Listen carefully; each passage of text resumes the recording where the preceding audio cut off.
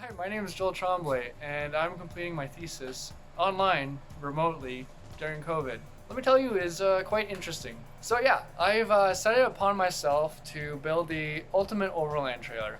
Now, you might ask, well, what is overlanding? In a quick 2-second rundown, basically overlanding is sort of the fusion between camping and off-roading. Sort of like this outdoor vehicle hobby. A more up-and-coming trend recently, but is sort of a phenomenon that has existed, forever. Overlanding isn't just about off-roading and conquering obstacles. There's a lot more to it. There's sort of like a philosophy to it. It's about getting out and spending time with family and friends, learning different cultures and history, being respectful to wildlife and scenery, understanding sustainability and self-sufficiency, and sort of getting out and enjoying the world for what it is. What I've been learning throughout this COVID pandemic is that these outdoor activities are becoming a lot more important. So I came up with this idea to build something to sort of facilitate these activities. I guess I'm gonna give a walk around of what the heck I've been doing for the last 3 months. I'm converting and modifying a 5x8 enclosed cargo trailer. I picked this thing up secondhand and sort of tore all the interior out and been refinishing it. I've installed a roof vent and a window. Basically, the idea is so that I have some natural ventilation during warmer weather to keep me cool. I've also installed some off-road wheels to sort of get me a higher ground clearance so that I can cross over any obstacles that I might encounter on the trails I'm traveling.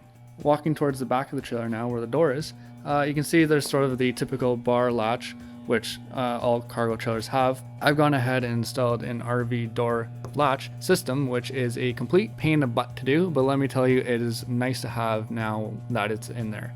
Essentially give me a more secure threshold, one that I can sort of access from the inside now because the bar door doesn't allow you to do that, and also have the ability to lock the door. So, as you can see there, just a simple door.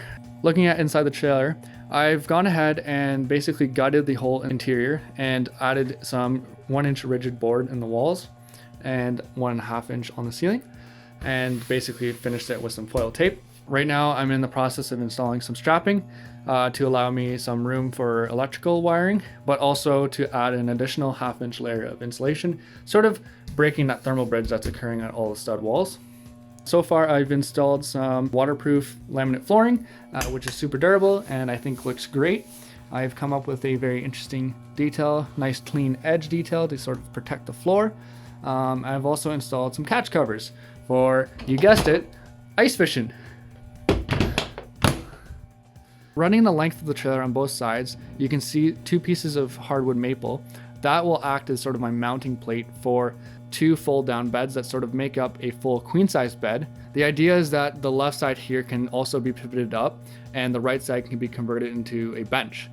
That allowing a nice space to sort of sit and ice fish from, or with the back side having a desk option, allowing a nice surface to work from. My intentions is to install solar equipment. So basically what you see here is the start of the wall, which will divide the back of house, having the battery bank and all the other electrical components that a solar system requires, and then basically the cabin space.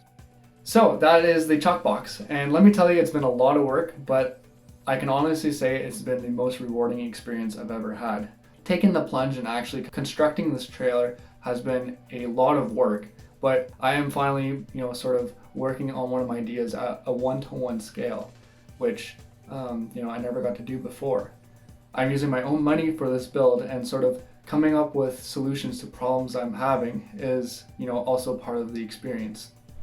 So yeah, that's my thesis build. I call this thing the chuck box.